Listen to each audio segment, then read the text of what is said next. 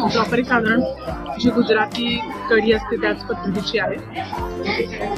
डाळही छान आहे, थिक आहे, खूप असं पातळ आमच्यासारखं छान आहे. कोल्हापुरात जर तुम्हाला सात्विक प्लस थोडीशी स्पायसी असेल थाळी त्यांच्यासोबत दिस इज द प्लेस